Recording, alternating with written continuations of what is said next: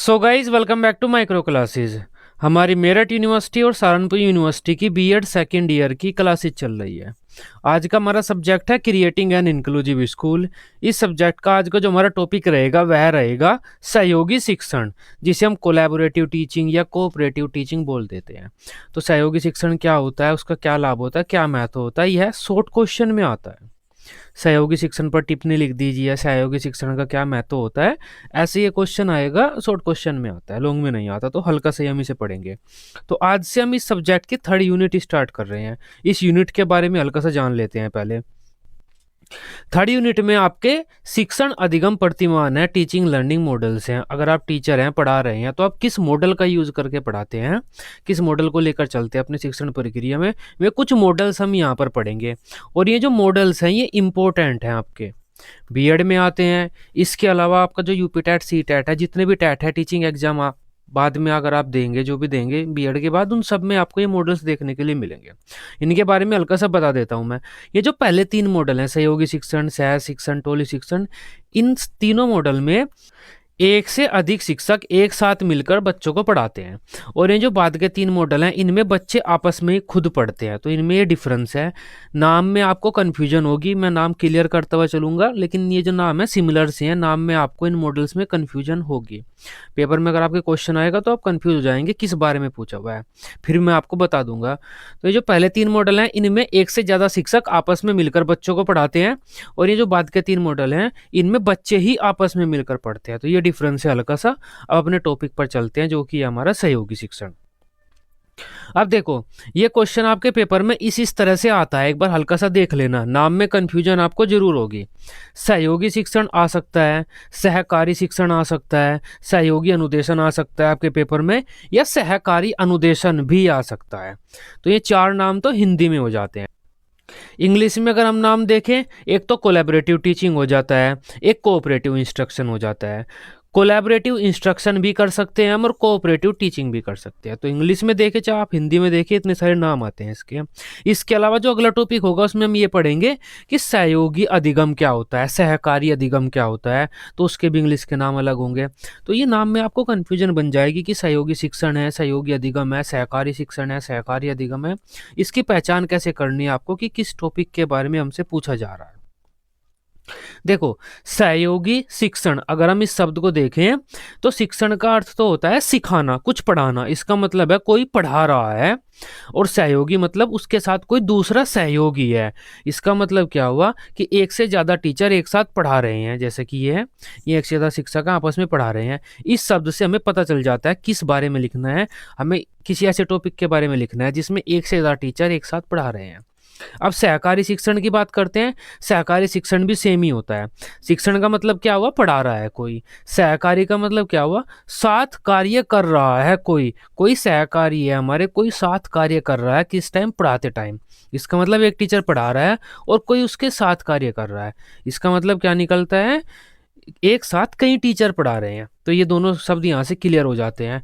एक बचता है हमारा अनुदेशन। शिक्षण को हम अनुदेशन भी कहते हैं। जब हम तकनीकी उपकरणों, कंप्यूटर, मोबाइल, रेडियो वगैरह का प्रयोग करके छात्रों को पढ़ाते हैं, उसे हम अनुदेशन बोल देते हैं।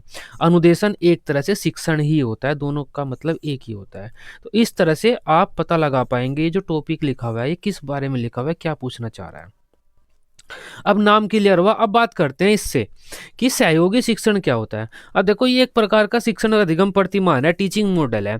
इसमें एक साथ कई शिक्षक आपस में मिलकर बच्चों के समूह को ज्ञान प्रदान करते हैं, उन्हें पढ़ाते हैं। जनरली क्या होता है, एक टीचर क्लास में होता है, वह छात्रों को ज्ञान प्रदान करता है, उनका लेक्चर लेता है, शिक्षण अधिगम प्रक्रिया को आगे बढ़ाता है, एक टीचर होता है। लेकिन कभी कभी क्या होता है, जो टीचर पढ़ा रहा है वह अपने साथ किसी दूसरे शिक्षक की सहायता ले सकता है। एक से ज़्यादा शिक्षक एक साथ बच्चों को पढ़ा सकते हैं। कभी कभी ऐसा होता है, अगर किसी क्लासरूम में एक से ज़्यादा शिक्षक एक बच्चों को पढ़ा रहे हैं, तो वह जो शिक्षण अधिगम प्रतिमान होगा वह होगा हमारा सहयोगी शिक्षण। बस सहयोगी शिक्षण यही है। सहयोगी शिक्षण में एक से अधिक शिक्षक बच्चों को एक साथ पढ़ाते हैं, एक साथ उनका मूल्यांकन वगैरह करते हैं, और अपने शिक्षण के परिणामों को देखते हैं कि हमारा जो शिक्षण है वह कितना सफल हुआ। अब इसके बारे में पढ़ते हैं। सहयोग का शाब्दिक अर्थ होता है इच्छुक व्यक्ति एक सामान्य उद्देश्य को प्राप्त करने के लिए एकत्रित हो। अच्छी लाइन लिखी हुई यहाँ पर। सहयोग का क्या अर्थ होता है, इच्छुक व्यक्ति किसी एक सामान्य उद्देश्य को करने के लिए एक साथ इकट्ठे हो रहे हैं। सहयोगी शिक्षण की प्रक्रिया भी इसी से संबंधित होती है। सहयोगी शिक्षण में दो या दो से अधिक शिक्षक सहभागिता से कोई शैक्षिक कार्यक्रम तैयार करते हैं, फिर परस्पर सहयोग से ही सकारात्मक बातचीत व सलाह के द्वारा उस कार्यक्रम को क्रियान्वित करते हैं और छात्रों के व्यवहार में वांछित परिवर्तन लाते हैं। तो ये लाइन यहाँ पर लिखी हुई है। सहयोगी शिक्षण में क्या होता है, दो या दो से अधिक शिक्षक सहभागिता से सहयोग से किसी शैक्षिक कार्यक्रम को तैयार करते हैं और उसे छात्रों पर प्रसारित करते हैं, मतलब छात्रों को पढ़ाते हैं सहयोग से ही। इस प्रकार कहा जा सकता है कि सहयोगी शिक्षण एक ऐसा शिक्षण अधिगम प्रतिमान है जिसमें कई शिक्षक आपस में मिलकर छात्रों को किसी विशिष्ट विषय अथवा प्रकरण का ज्ञान प्रदान करते हैं। इससे छात्रों को शिक्षक के साथ अंतःक्रिया करने के अधिक से अधिक अवसर प्राप्त होते हैं तथा शैक्षिक उद्देश्यों की उच्च स्तर तक प्राप्ति संभव होती है। तो आसान सी लाइन लिखी हुई है, आप समझ पाए होंगे। अब परिभाषा देख लेते हैं। दो परिभाषा आप लिख सकते हैं, बाकी लिखने की जरूरत भी नहीं होती, शॉर्ट में आता है तो आप अपने शब्दों में भी लिख देना, काम चल जाएगा। ऐसे परिभाषा लिखने की आपको जरूरत नहीं पड़ेगी, फिर भी मैं आपको बता देता हूं। प्रोफेसर ग्रीन ने क्या कहा है, सहयोग दो या दो से अधिक व्यक्तियों द्वारा कोई कार्य करने या सामान्य रूप से इच्छित किसी लक्ष्य तक पहुंचने के लिए किया जाने वाला निरंतर और सामूहिक प्रयास है। ये सहयोग के बारे में है, दोनों सहयोग के बारे में ही परिभाषाएं हैं। किंसले डेविड ने क्या कहा है, एक सहयोगी समूह वह है जो ऐसे लक्ष्य को प्राप्त करने के लिए मिलजुल कर प्रयत्न करता है जिसे सभी चाहते हैं। तो ये परिभाषाएं आप लिखना चाहें लिख सकते हैं, बाकी छोड़ना चाहें छोड़ सकते हैं।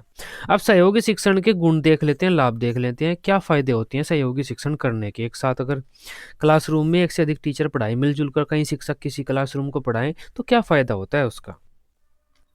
सबसे पहला तो फायदा ये हो जाता है कि शिक्षण प्रक्रिया की प्रभावशीलता बढ़ जाती है, इफेक्टिव हो जाता है हमारा टीचिंग प्रोसेस, बच्चे ज़्यादा ज्ञान प्राप्त करते हैं। इससे छात्रों में सामाजिक गुणों का विकास होता है, क्योंकि दो टीचर एक साथ पढ़ा रहे हैं, एक दूसरे की बात को सुन रहे हैं, एक दूसरे की हेल्प कर रहे हैं, तो सामाजिक गुणों का विकास हो रहा है बच्चों में। यह छात्रों की व्यक्तिगत समस्याओं के समाधान में सहायक होता है, क्योंकि सभी बच्चों की कुछ ना कुछ पर्सनल प्रॉब्लम होती है। तो कोई बच्चा इस टीचर से पूछ रहा है, कोई इससे पूछ रहा है, अपनी पर्सनल प्रॉब्लम्स को सॉल्यूशन प्राप्त कर रहा है, तो इससे उनकी जो व्यक्तिगत समस्याएं होती हैं उनका समाधान अच्छे से हो जाता है। अकेला शिक्षक सभी बच्चों की नहीं कर पाता। यह शैक्षिक उद्देश्यों की उच्च स्तर तक प्राप्ति में सहायक होता है, तो इससे शैक्षिक उद्देश्य भी हमारे अच्छे प्राप्त होते हैं। इससे छात्र शिक्षक अंतःक्रिया में सुधार आता है, क्योंकि जितने ज़्यादा टीचर होंगे उतने ज़्यादा टीचर ही बच्चों के साथ बातचीत करेंगे, तो उससे उनका इंटरेक्शन, मेलजोल जो बच्चों के साथ है, बातचीत है, वो ज़्यादा बढ़ेगी। इससे छात्रों द्वारा प्राप्त किया गया ज्ञान स्थायी होता है। इससे शिक्षक छात्रों पर व्यक्तिगत रूप से ध्यान रख पाते हैं, तो यही बात है, व्यक्तिगत रूप से ध्यान रख पाते हैं बच्चे। जितने ज़्यादा टीचर होंगे उतने ज़्यादा बच्चों पर ध्यान रख पाएंगे। इससे शिक्षण कार्य मनोरंजक हो जाता है। इससे सीमित साधनों का प्रयोग कर भी छात्रों को ज्ञान प्रदान किया जाता है। अगर हमारे पास रिसोर्सेज कम है तब भी हम एक टीचर की जगह 2-3 टीचर को क्लासरूम में भेजें तो बच्चों को अच्छा ज्ञान प्रदान कर सकते हैं। इससे छात्रों को दूसरों को सुनने व सहयोग करने आदि गुणों का विकास होता है छात्रों में। तो आज का ये हमारा टॉपिक था सहयोगी शिक्षण, सहकारी शिक्षण भी जिसे हम बोल देते हैं। इसमें क्या होता है, एक साथ कई टीचर आपस में मिलकर छात्रों को ज्ञान प्रदान करते हैं, छात्रों को पढ़ाते हैं। आसान सा टॉपिक था, आई होप अब आप समझ पाए होंगे। वीडियो अच्छी लगी हो आप इसे अपने बीएड ग्रुप में दोस्तों के साथ शेयर कर सकते हैं। बीएड की सभी सब्जेक्ट की इसी तरह से डेली रेगुलर क्लासेस लेने के लिए आप इस चैनल को सब्सक्राइब कर सकते हैं। Till then, bye bye, take care.